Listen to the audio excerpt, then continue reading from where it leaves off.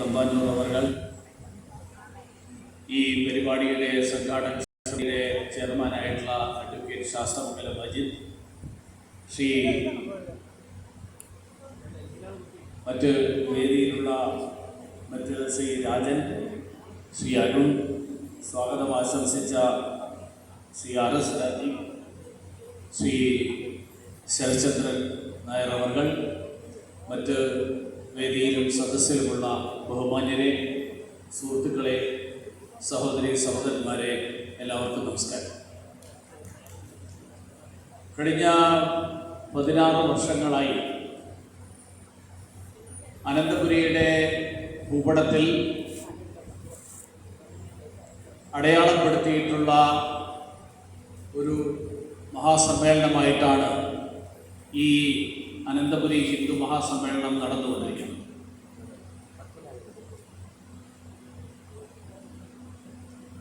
ഈ സമ്മേളനം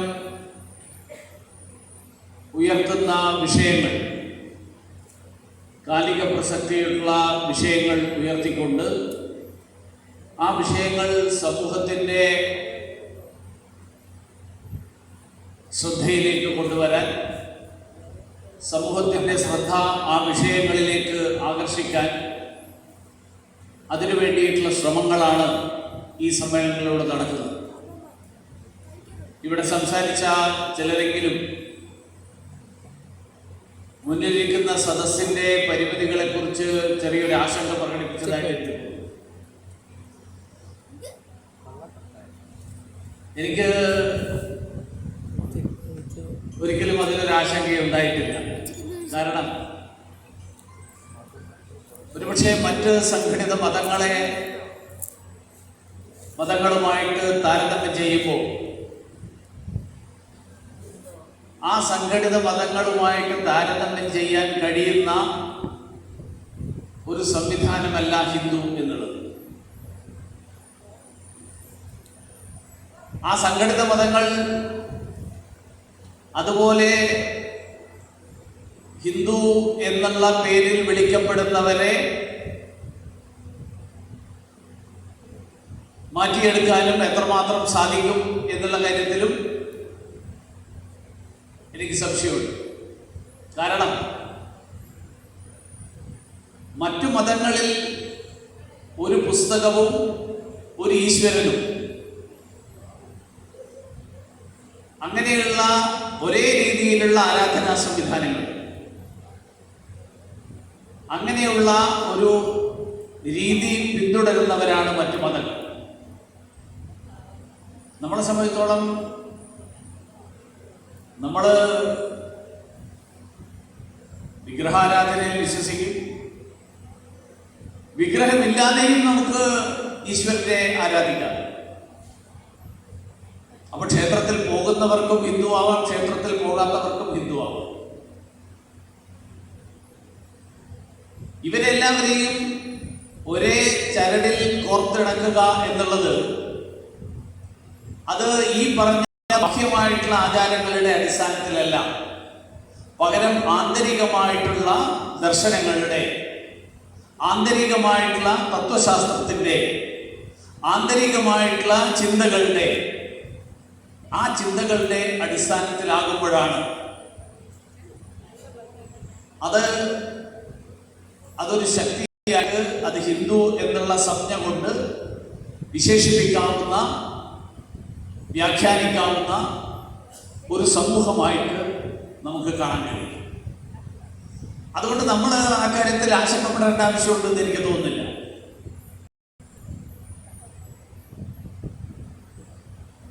കാരണം ഈ നാടിൻ്റെ ഏറ്റവും വലിയ ശക്തി, ഈ സംസ്കാരത്തിൻ്റെ ഏറ്റവും വലിയ ശക്തിയാണ്. ആ ശക്തി കാരണമാണ് നമ്മൾ ഇത്രയും കാലം നിലനിന്നത്. ധാരാളം വെല്ലുവിളികളും പ്രതിസന്ധികളും നേരിട്ടുകൊണ്ട് തന്നെയാണ് നമ്മൾ മുന്നോട്ട് പോയിട്ടുള്ളത്. വൈദേശിക മതങ്ങൾ ഭരണാധികാരികളുടെ പിന്തുണയോടുകൂടി ഈ നാട്ടിൽ വന്ന് നമ്മളെ വെല്ലുവിളിച്ചു, നമ്മളെ ചോദ്യം ചെയ്തു. നമ്മൾ നിലനിന്നത് ഒരുപക്ഷെ നമ്മുടെ ആൾബലം കൊണ്ട് എന്നുള്ളതിനേക്കാൾ കൂടുതൽ നമ്മുടെ വിശ്വാസത്തിന്റെ ശക്തി കൊണ്ട്, നമ്മുടെ വിശ്വാസ പ്രമാണങ്ങളുടെ ശക്തി കൊണ്ട്, നമ്മുടെ ബോധ്യത്തിന്റെ അടിസ്ഥാനത്തിലാണ് നമ്മൾ നിലനിന്നത്. അതുകൊണ്ട് സാധാരണ പറയാറുണ്ട്, അതിന്റെ മലയാളം വാക്ക് എന്താണെന്ന് എനിക്കിപ്പോ പെട്ടെന്ന് എന്റെ വയലിൽ മനസ്സിൽ വരുന്നില്ല. ഹിന്ദു ആശയങ്ങളുടെ ഒരു റെസിലിയന്റ് പവർ, അതായത് വിത്ത്സ്റ്റാൻഡ് ചെയ്യാനുള്ള പവർ, നേരിടാനുള്ള കരുത്ത്, ഉൾക്കരുത്ത്. ആ ഉൾക്കരുത്താണ് നമ്മുടെ ഈ സംസ്കാരത്തെ നിലനിർത്തിയത്. വൈദേശിക മതങ്ങൾ, വൈദേശിക ആക്രമണങ്ങൾ ഒക്കെ നേരിട്ടിട്ടും മറ്റെല്ലാ രാജ്യങ്ങളിലും മറ്റു സംസ്കാരങ്ങൾ, ആ സംസ്കാരങ്ങൾ ഇതുപോലെയുള്ള ആക്രമണങ്ങൾ തകർന്നടിഞ്ഞപ്പോഴും നമ്മൾ അതിനെ നിലനിർത്തിയത്, നമ്മൾ അതിനെ നേരിട്ട് കൊണ്ടല്ല, അതിനെ നമ്മുടെ താക്കിക്കൊണ്ടാണ്. അതിൽ ചില അപവാദങ്ങൾ ഉണ്ടായിട്ടുണ്ട്. നമ്മുടെ ജീർണതകൾ നമ്മുടെ സംസ്കാരത്തിന്റെ, നമ്മുടെ വീക്ഷണത്തിന്റെ, നമ്മുടെ വിശ്വാസങ്ങളുടെ, അന്തസ്സത്തയുടെ അതിന് ജീർണതകൾ ഉണ്ടായപ്പോൾ ആ ജീർണതകൾ തീർച്ചയായിട്ടും നമുക്ക് പരിഹാരം കണ്ടെത്തേണ്ട മാർഗമായിട്ട് നമ്മുടെ ഇടയിൽ തന്നെയുള്ള മഹാമനീഷികൾ അതിന് പരിഹാരം കണ്ടെത്തി. അങ്ങനെ പരിഹാരം കണ്ടെത്തിയ നിരവധി മഹാമനീഷികളുണ്ടായിരുന്നു. ശ്രീനാരായണ ഗുരുദേവനെ പോലെയുള്ള ആളുകൾ. ആധുനിക കാലഘട്ടത്തിൽ ഡോക്ടർ ഹെഡ്ഗേവാറിനെ പോലെയുള്ള ആളുകൾ. അങ്ങനെയുള്ളവരുടെ പരിശ്രമം, ആ പരിശ്രമം നമ്മുടെ ജീർണതകൾ, നമ്മൾ ഒരുമിച്ച് നിന്ന് കഴിഞ്ഞാൽ ഒരു ശക്തിക്കും നമ്മളെ വെല്ലുവിളിക്കാൻ കഴിയില്ല എന്നുള്ള സന്ദേശം, ആ സന്ദേശം നൽകിക്കൊണ്ടാണ് ഈ സംസ്കാരത്തെ നിലനിർത്താൻ, ഈ സംസ്കാരത്തിന്റെ അടിസ്ഥാന പ്രമാണങ്ങൾ അതിനെ ഉൾക്കൊള്ളാൻ വേണ്ടിയിട്ടുള്ള പരിശ്രമം നടന്നത്. ഞാൻ വളരെ വിശദമായിട്ട് സംസാരിക്കാൻ ആഗ്രഹിക്കുന്നില്ല. ശ്രീ എ പി രാധാകൃഷ്ണൻജി സംസാരിക്കാനുണ്ട്. അദ്ദേഹം ഈ കാര്യങ്ങളൊക്കെ ആഴത്തിൽ സംസാരിക്കാൻ കഴിയുന്ന ഒരാളാണ്. അതുകൊണ്ട് ഞാൻ അദ്ദേഹത്തിന്റെ മേഖലയിലേക്ക് കടന്നു പോകുന്നില്ല.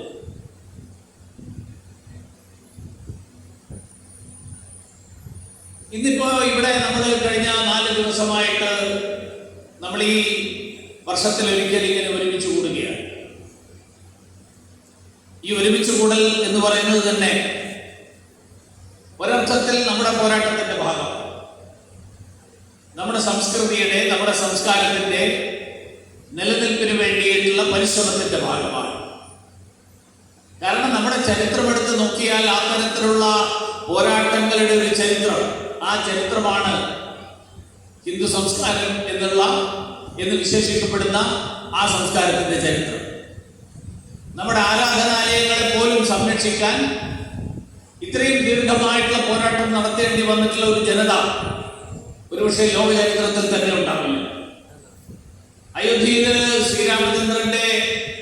ശ്രീരാമ ഭഗവാന്റെ ജന്മഭൂമിയിൽ, ആ ജന്മഭൂമിയിൽ ശ്രീരാമക്ഷേത്രം പുനർനിർമ്മിക്കാൻ 500 വർഷക്കാലത്തെ പോരാട്ടമാണ് നമ്മൾ നടത്തിയത്. 5-10 വർഷമല്ല, ഒരു തലമുറയുടെ പോരാട്ടമല്ല, നിരവധി തലമുറകളുടെ പോരാട്ടം. പക്ഷെ ആ പോരാട്ടം സാധാരണ പറയാറുണ്ട്, ഒരാൾ പരാജയപ്പെട്ടതായിട്ട് കണക്കാക്കാവുന്നത് അത് അയാൾ ആ പരിശ്രമം ഉപേക്ഷിക്കുമ്പോഴാണ്. When you give up, you accept that you are defeated. നിങ്ങൾ ആ പരിശ്രമം അവസാനിപ്പിക്കാതിരിക്കുന്നിടത്തോളം കാലം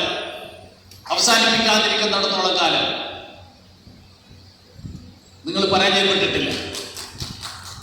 ആ പരാജയപ്പെടാത്ത ഒരു സാഹചര്യം അതുണ്ടായത് തലമുറകളിൽ നിന്ന് തലമുറകളിലേക്ക് കൈമാറിയിട്ടുള്ള ആ പോരാട്ട വിജയം, അത് 500 വർഷക്കാലം ഒരുപക്ഷെ ലോകത്തിന്റെ ചരിത്രത്തിൽ ഒരു ജനവിഭാഗത്തിനും 500 വർഷക്കാലത്തെ പോരാട്ടം സ്വന്തം ദേവതയുടെ, സ്വന്തം ആരാധ്യ പുരുഷന്റെ, സ്വന്തം ആരാധനാലയത്തിന്റെ പുനർനിർമ്മാണത്തിന് വേണ്ടി, സംരക്ഷണത്തിന് വേണ്ടിയിട്ട് പോരാട്ടം നടത്തേണ്ടി വന്ന ഒരു സാഹചര്യം ഉണ്ടാവില്ല. നമുക്ക് ഈ സമീപകാലത്തെ സംഭവങ്ങൾ നമുക്ക് എല്ലാവർക്കും അറിയാം. കേരളത്തിന് പ്രത്യേകിച്ച് കേരളത്തിന്റെ പ്രത്യേകത, കേരളത്തിലെ ഒരു 15% ആളുകൾ ഒഴിച്ച് ബാക്കി എല്ലാവരും ഒരു പക്ഷത്താണ്. 10-15% ആൾക്കാരാണ് വ്യത്യസ്തമായിട്ട് ചിന്തിക്കുന്ന ആളുകൾ. ആ ബാക്കിയുള്ള മുഴുവൻ ആളുകളും അവര് ഹിന്ദു എന്ന് പറയുന്നത്, ക്ഷേത്രം എന്ന് പറയുന്നത് അതൊക്കെ അലർജി ആയിട്ടുള്ള ആളുകളാണ്. അയോധ്യയിൽ പ്രാണപ്രതിഷ്ഠ നടന്നപ്പോ കേരളത്തിലെ ഭരണപക്ഷവും പ്രതിപക്ഷവും എടുത്ത നിലപാട് നമുക്ക് എല്ലാവർക്കും അറിയാം. എന്തുകൊണ്ട് ഹിന്ദുധർമ്മത്തോട് ഈ തരത്തിലുള്ള അസഹിഷ്ണുത വെച്ച് പുലർത്തുന്നു നമുക്കാർക്കും അറിയില്ല. ശ്രീരാമ ഭഗവാനെ കുറിച്ച് പറയുമ്പോൾ ധർമ്മത്തെയും അധർമ്മത്തെയും അതിനെ രണ്ടായിട്ട് കണ്ട് അധർമ്മത്തിന്റെ രാവണ വാഴ്ചയെ ഇല്ലാതാക്കിയ ഭഗവാനാണ് ശ്രീരാമചന്ദ്രൻ. അയോധ്യയല്ലാതെ മറ്റൊരു സ്ഥലത്തെയും ചരിത്രത്തിൽ എവിടെയും ശ്രീരാമ ജന്മഭൂമിയായിട്ട് ആരും വിശേഷിപ്പിച്ചിട്ടില്ല. വാൽമീകി മഹർഷി പറഞ്ഞിട്ടുള്ളത് ഇന്ദ്രന്റെ സ്വർഗലോകം പോലെ സരയൂ തീരത്ത് ദശരഥന്റെ അയോധ്യ എന്നാണ് വാൽമീകി മഹർഷി പറഞ്ഞിട്ടുള്ളത്. നമ്മുടെ മലയാളികൾ മുഴുവൻ തന്നെ ഏറ്റവും ആദരവോടുകൂടി കാണുന്ന അഴീക്കോട് മാഷ്, അദ്ദേഹത്തിന്റെ ഭാരതീയത എന്ന് പറയുന്ന പുസ്തകത്തിൽ അദ്ദേഹം പറയുന്നത് ഈ വാൽമീകിയുടെ വാചകത്തെ അഴീക്കോട് മാഷ് എടുത്തുദ്ധരിക്കുന്നുണ്ട്. ഇന്നത്തെ കാലത്ത് അദ്ദേഹം അത് പറയുമായിരുന്നു എന്ന് എനിക്കറിയില്ല. അഥവാ പറഞ്ഞിരുന്നുവെങ്കിൽ അദ്ദേഹത്തെ സംഖ്യയാക്കി ട്രോൾ ചെയ്യും. അന്നത്തെ കാലത്ത് അദ്ദേഹം ജീവിച്ചിരുന്നത് കൊണ്ടും അന്ന് സാമൂഹ്യ മാധ്യമങ്ങൾ ഇല്ലാതിരുന്നത് കൊണ്ടും അദ്ദേഹത്തിന് ട്രോളിന് വിധേയനാകേണ്ടി വന്നില്ല. അപ്പോ നൂറ്റാണ്ടുകൾക്ക് മുൻപ് ആ ഭൂമിയിൽ ശ്രീരാമ ഭക്തർ പൂജ നടത്തിയതായിട്ട് ചരിത്രരേഖകളുണ്ട്. ആ ചരിത്രരേഖകൾ ക്രൈസ്തവ പാതിരിമാരുടെ അടക്കം അങ്ങനെയുള്ള ചരിത്രരേഖകൾ. എന്നിട്ടും അതീവ ദുഷ്കരമായിട്ടുള്ള ആ നിയമ പോരാട്ടം നമ്മൾ നടത്തേണ്ടി വന്നു. ശ്രീരാമ ജന്മഭൂമിയായിട്ടുള്ള അയോധ്യ മുതൽ മധുരയിലെ കൃഷ്ണ ജന്മഭൂമിയും സോമനാഥ ക്ഷേത്രവും കാശി വിശ്വനാഥ ക്ഷേത്രവും ഒക്കെ വഖഫ് ഭൂമിയാണ് എന്ന് അവകാശപ്പെടുന്ന ആളുകളുണ്ട്. ഇന്നും അയോധ്യയിൽ അവസാനിച്ചില്ല നമ്മുടെ പോരാട്ടം. സുപ്രീം കോടതിയിൽ കഴിഞ്ഞ കുറെ ദിവസങ്ങളായിട്ട് വലിയൊരു പോരാട്ടം നടക്കുകയാണ്. ആ പോരാട്ടം ഞാൻ മിക്കവാറും യൂട്യൂബിലൂടെ ഫോളോ ചെയ്യാറുണ്ട്. സുപ്രീം കോടതിയിൽ അവതരിപ്പിക്കപ്പെടുന്ന വാദമുഖങ്ങൾ, ശബരിമലയിൽ ആചാരങ്ങൾ തുടരേണ്ടതിന്റെ ആവശ്യകതയെ കുറിച്ചിട്ടുള്ള വ്യത്യസ്തമായിട്ടുള്ള വാദമുഖങ്ങൾ, ഭരണഘടനയുടെ പിൻബലത്തോടുകൂടി നമ്മുടെ രാജ്യത്തെ നിയമത്തിന്റെ പിൻബലത്തോടുകൂടി വളരെ ഇന്ത്യയിലെ അറിയപ്പെടുന്ന അഭിഭാഷകർ, അങ്ങനെയുള്ള അഭിഭാഷകർ അവതരിപ്പിക്കുന്ന വാദമുഖങ്ങൾ. കഴിഞ്ഞ ദിവസം ശബരിമല കേസ് കേൾക്കുന്ന കോടതി, ആ കോടതി തന്നെ ഒരു ചോദ്യം ചോദിച്ചു.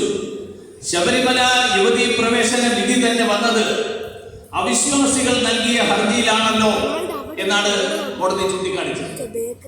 എന്ന് പറഞ്ഞാൽ നൈഷ്ഠിക ബ്രഹ്മചാരിയായിട്ടുള്ള അയ്യപ്പനോട് ഭക്തിയുള്ള ആരും വിലക്കുള്ള കാലത്ത് അവിടെ പോകണമെന്ന് ആഗ്രഹിക്കില്ല.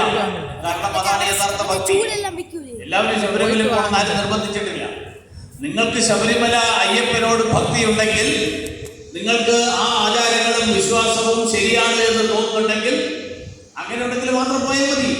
ഈ നാട്ടിൽ എല്ലാവരും നിർബന്ധമായിട്ട് ശബരിമലയിൽ പോയിരിക്കണം എന്ന് ഒരു തരത്തിലുള്ള ബാധ്യതയും ആരുടെയും മുകളിലില്ല. അപ്പോ നൂറ്റാണ്ടുകളായിട്ട് വെച്ചു പുലർത്തുന്ന ആ വിശ്വാസം അത് തെറ്റാണെന്ന് എങ്ങനെ കോടതിക്ക് പ്രഖ്യാപിക്കാനാകും എന്നാണ് ചീഫ് ജസ്റ്റിസ് ചോദിച്ചത്. പക്ഷെ ഇവിടെ നമ്മുടെ നാട്ടിൽ ചില ആളുകൾ അതിന് ശ്രമിച്ചുകൊണ്ടിരിക്കുകയാണ്.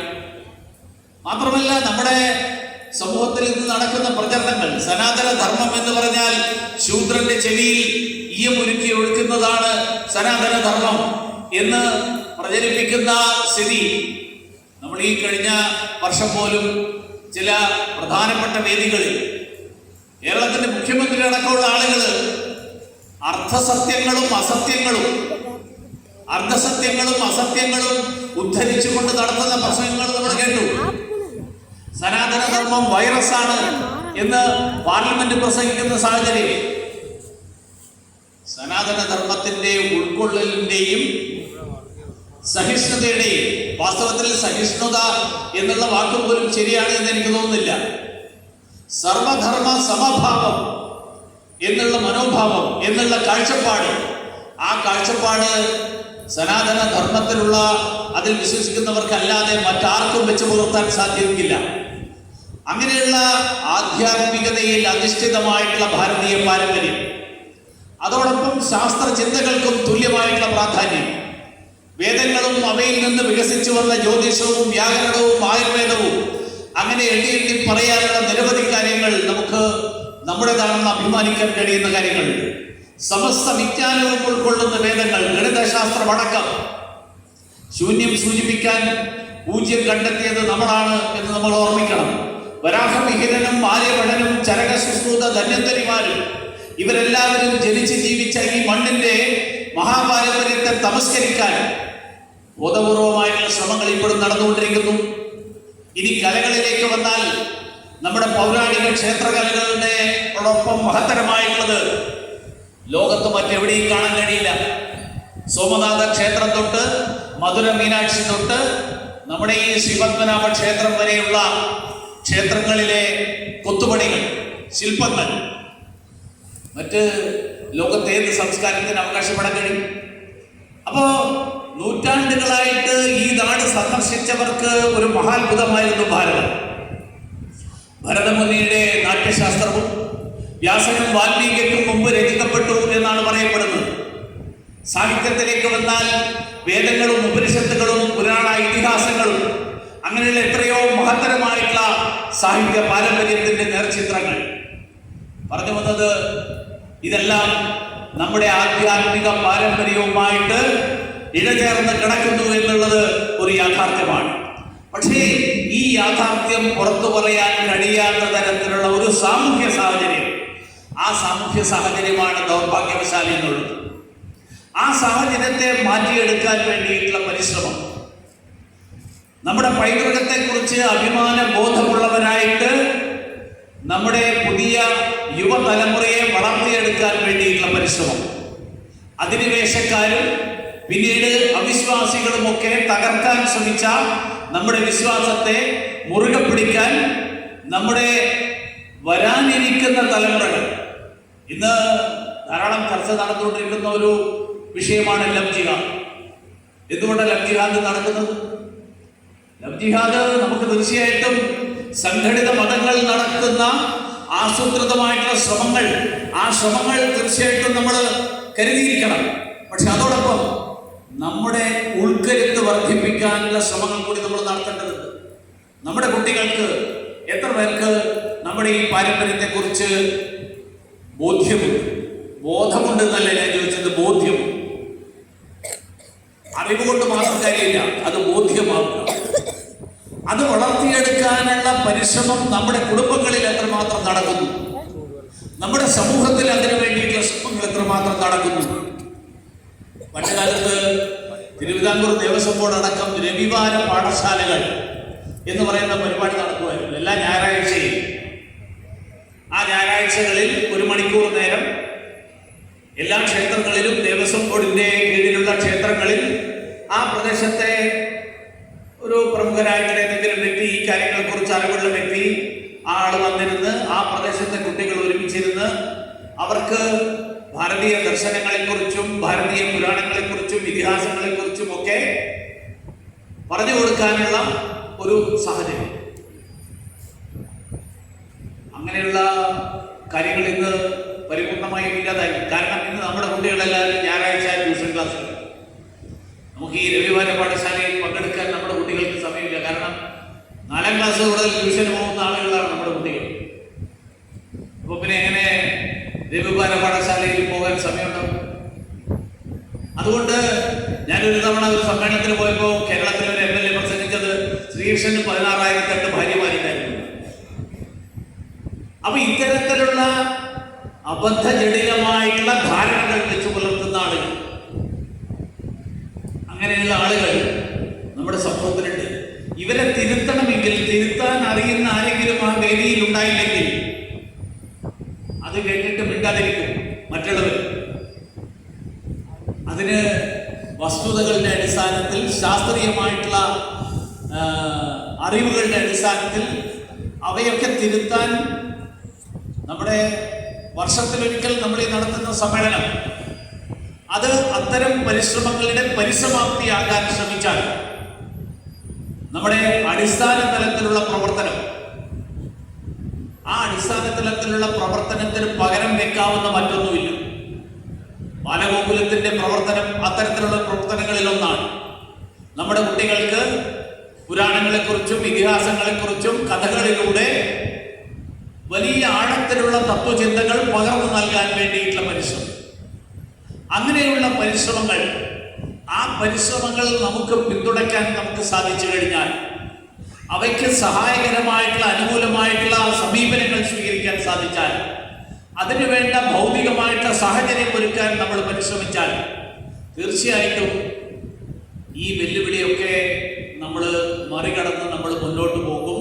കാരണം നമ്മുടെ ഉൾക്കരുത്ത് അത് നമ്മളെ മുന്നോട്ട് നയിക്കും. ആ ഉൾക്കരുത്ത് നമുക്കൊരിക്കലും നഷ്ടപ്പെടുന്ന പ്രശ്നമില്ല.